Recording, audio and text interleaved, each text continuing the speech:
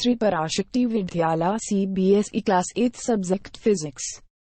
So, 8th science நம்ம physics பார்க்க போறோம்.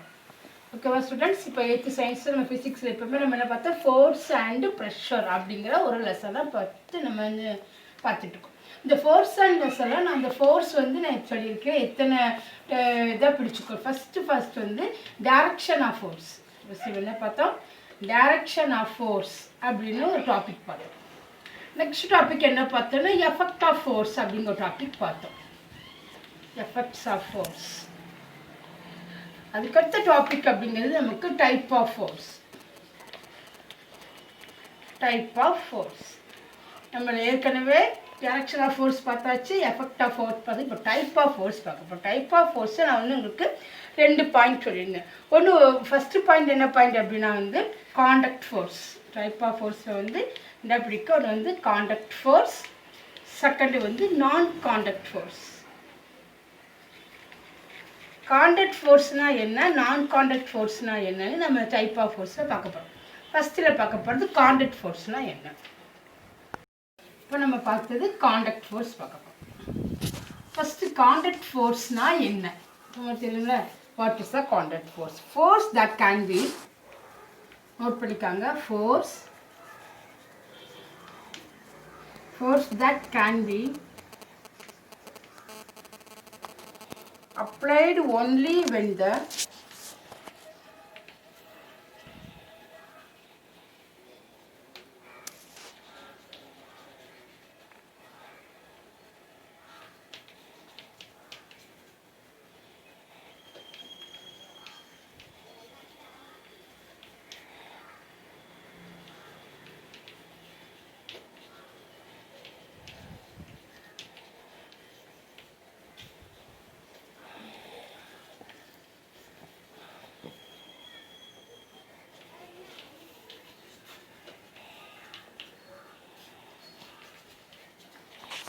First, what is contact force? Contact force na என்னன்னு பார்க்க போறோம்.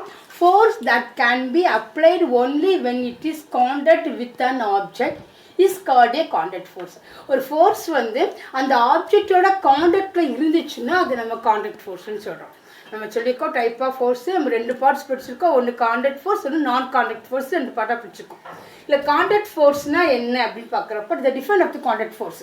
இதான் the defines of the contact force. Force that can be applied only when it is in contact with an object is called a contact force. எந்த force ஆப்ஜெக்டோட contact with an ஆப்ஜெக்டோட காண்டாக்டில் இருக்குதோ அது நம்ம காண்டாக்ட் ஃபோர்ஸ்னு சொல்லுவோம். அப்போ எதெல்லாம் காண்டாக்ட் ஃபோர்ஸ் அப்படிங்கிறப்போ எக்ஸாம்பிள் ஃபஸ்ட்டு நம்ம என்ன எடுத்துக்குவோம் அப்படின்னா muscular force.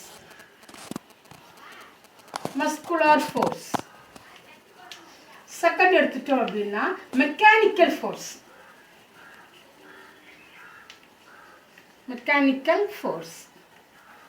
Next, third one, frictional force.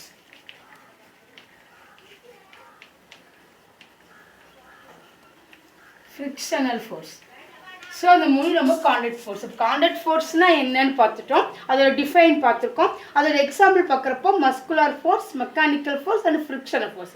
இதை பற்றி மறுபடியும் நினச்சிமோ டீட்டெயிலாக பார்ப்போம். நம்ம மஸ்குலர் ஃபோர்ஸ் நம்ம காண்டாக்ட் ஃபோர்ஸ் பார்க்குறப்போ நம்ம மஸ்குலர் ஃபோர்ஸும் பார்த்தோம்.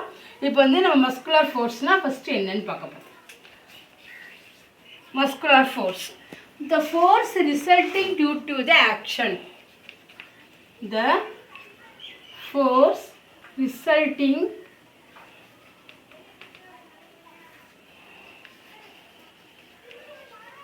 due to action of the muscle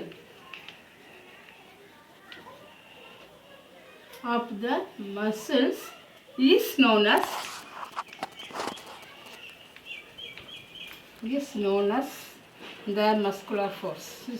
the muscular force.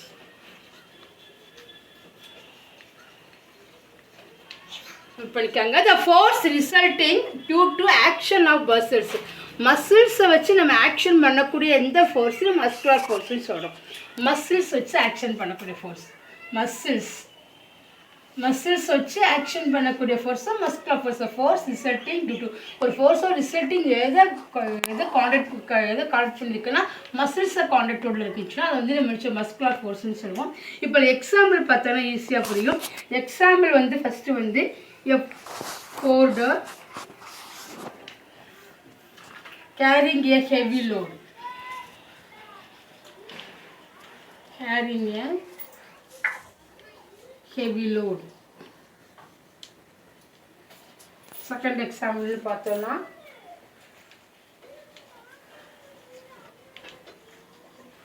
bending of an body.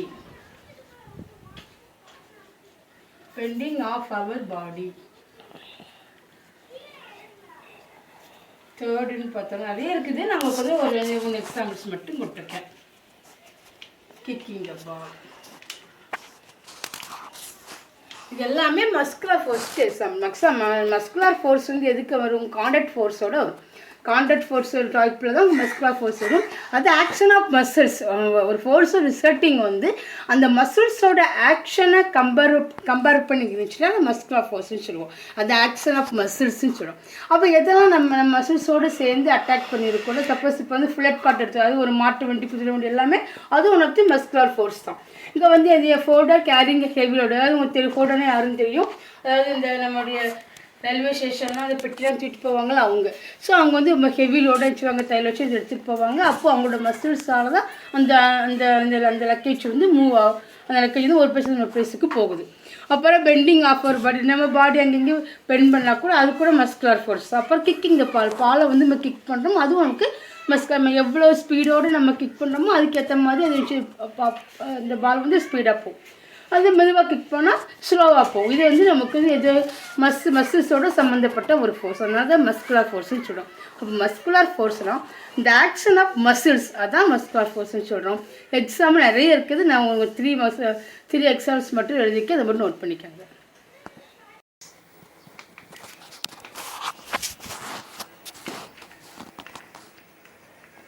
Frictional force. Frictional ஃபோர்ஸோட define எழுத நோட் பண்ணிக்கோங்க. The force of friction.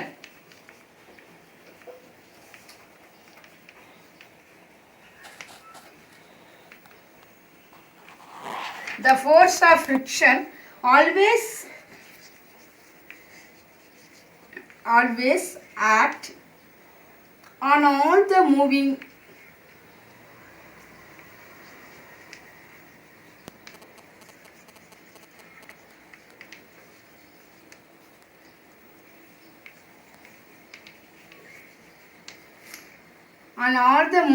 objects and the direction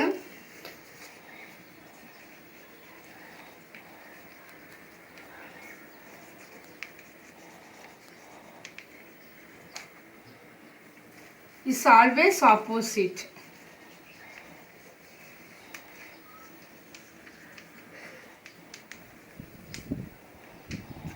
to the direction of motion.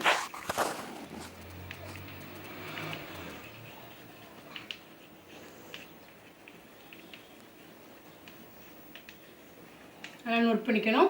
The force of friction always act on all the moving object and the direction is always opposite to the direction of motion. அதாவது இந்த friction force எப்படி இருக்குன்னா ஒரு moving object எந்த டைரக்ஷனில் move ஆகுதோ அதுக்கு opposite டைரக்ஷனில் ஃபார்ம் ஆகுதுதான் வந்து நமக்கு வந்து ஃப்ரிக்ஷனல் ஃபோர்ஸ். இப்போ சப்போஸ் வந்து ஒரு கார் வந்து மூவ் ஆகிட்டுருக்குன்னு வச்சுக்கோங்க. நம்ம பிரேக் பிடிக்கிறப்போ கரெக்டாக அந்த காரோட வீலுக்கு ஆப்போசிட்டில் ஒரு டைரக்ஷன் மூவ் ஆகி அந்த காரை ஸ்டாப் பண்ணும். இது நம்ம ஃப்ரிக்ஷன் சொல்லுவோம். அதாவது ஃப்ரிக்ஷன்னா தமிழில் வந்து உராய்வுன்னு அர்த்தம். சரியா, நமக்கு அதை நல்லா தெரிஞ்சுக்கணும். ஃப்ரிக்ஷன் ஃபோர்ஸஸ் தான். அது வந்து நம்ம என்ன சொல்கிறோம்னா ஒரு ஆப்போசிட் டைரக்ஷன், ஒரு மூவிங் ஆப்ஜெக்ட்டுக்கு ஆப்போசிட் டைரக்ஷனில் ஃபார்ம் ஆகக்கூடிய ஒரு ஃபோர்ஸ் தான் ஃப்ரிக்ஷன் ஃபோர்ஸ். அதுக்கு ஆப்போசிட் டைரக்ஷனில் மூவ் ஆகும். இதுக்கு எக்ஸாம்பிள் என்ன அப்படின்னா ராக்கெட்.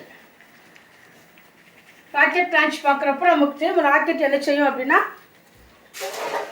பொறுத்த வரைக்கும் ஒரு சைடு நமக்கு என்ன செய்யணும், சப்போஸ் வந்து நமக்கு அப்வர்டில் மூவ் ஆகுறப்போ அது வந்து நமக்கு செய்யும் கிராவிட்டி மூலமாக அதை வச்சு மறுபடியும் டவுன்வர்டில் ஃபோர்ஸ் ஆஃப் கிராவிட்டி கீழே இழுக்கும். இந்த மாதிரி 2 ஃபோர்ஸ் வந்து ராக்கெட்டில் யூஸ் பண்ணுவோம். ஒன்று வந்து ஃப்ரிக்ஷன் ஃபோர்ஸ், வந்து ஃபோர்ஸ் ஆஃப் கிராவிட்டி. அதனால் இந்த ராக்கெட் என்ன செய்யுன்னா மேலே போகிறப்போ ஒரு ஃபோர்ஸு, மேலே அப்படி அப்வர்டில் போய்கிட்டு இருக்கிறப்போ ஃபோர்ஸ் ஆஃப் கிராவிட்டி என்ன செய்யணும், அதை டவுன்வர்டில் பிடிச்சி அது புஷ் பண்ணும். இது வந்து நமக்கு வந்து அந்த ஃபோர்ஸ் ஃப்ரிக்ஷன் ஆஃப் ஃபோர்ஸுக்கு எக்ஸாம்பிள். அப்போ ஃப்ரிக்ஷன் ஆஃப் ஃபோர்ஸ்னால் என்ன, நமக்கு நெக்ஸ்ட் லெசன் ஃபுல்லாமே ஃப்ரிக்ஷன் லெசன் மட்டும் நம்ம படிப்போம். ஃப்ரிக்ஷன் அப்படிங்கிறது என்னென்னா சொல்லியிருக்கேன், உராய்வுன்னு சொல்லியிருக்கேன். இது என்ன விஷயம்னா, ஒரு ஃபோர்ஸ் ஆக்டிங் இருக்கிறப்போ, அந்த ஆல்வேஸ் எப்போவுமே ஒரு மூவிங் ஆப்ஜெக்ட் ஆக்டிங் இருக்கிறப்போ அதை ஸ்டாப் பண்ணுறதுக்காக அதுக்கு ஆப்போசிட் டைரக்ஷனில் வரக்கூடிய ஒரு ஃபோர்ஸ் தான் ஃப்ரிக்ஷன் ஃபோர்ஸ். அதான் always opposite to the direction of motion. Always opposite to the direction, ஒரு டைரக்ஷன் ஆஃப் மோஷன், ஒரு ஆப்ஜெக்ட் மூவிங்கில் இருக்கிறப்போ அந்த டைரக்ஷனுக்கு ஆப்போசிட்டாக ஃபார்ம் ஆகக்கூடிய ஃபோர்ஸ் தான் நம்ம ஃப்ரிக்ஷன் ஃபோர்ஸ்னு சொல்லுவோம். நெக்ஸ்ட் பார்க்க போகிற டாபிக் வந்து மெக்கானிக்கல் ஃபோர்ஸ். என்ன ஃபோர்ஸ் பார்க்க போகிறோம், நம்ம மெக்கானிக்கல் ஃபோர்ஸ் பார்க்க போகிறோம். ஆக்சுவலி டைப் ஆஃப் ஃபோர்ஸ் நம்ம கான்டாக்ட் ஃபோர்ஸ், நான் கான்டாக்ட் ஃபோர்ஸ் பார்த்தோம். கான்டாக்ட் ஃபோர்ஸில் ஒரு 3 பார்த்தோம். 3 வந்து ஃபஸ்ட்டு வந்து மஸ்குலர் ஃபோர்ஸ், அதில் வந்து ஃப்ரிக்ஷனல் ஃபோர்ஸ், அப்புறம் மெக்கானிக்கல் ஃபோர்ஸ். மெக்கானிக்கல் ஃபோர்ஸோட டிஃபைன் என்ன அப்படின்னு பார்த்தோம்னா, the force produced by a machine.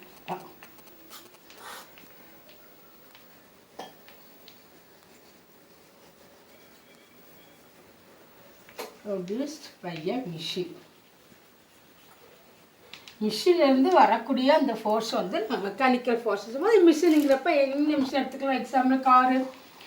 So நம்ம காரு, பைக்கு, இல்லாட்ட வந்து இண்டஸ்ட்ரியில் உள்ள அந்த மிஷின்ஸு, இண்டஸ்ட்ரீஸ், இந்த மாதிரி எல்லா இதில் உள்ள எக்ஸெட்ரா இல்லை நம்ம என்ன செஞ்சுக்கலாம், மெக்கானிக்கல் ஃபோர்ஸுக்கு எக்ஸாம்பிள் எடுத்துக்கலாம். அது ஃபோர்ஸ் ப்ரொடியூஸ் பை அ மிஷினில் ப்ரொடியூஸ் பண்ணக்கூடிய ஃபோர்ஸை மெக்கானிக்கல் ஃபோர்ஸ்ன்னு சொல்லுவோம்.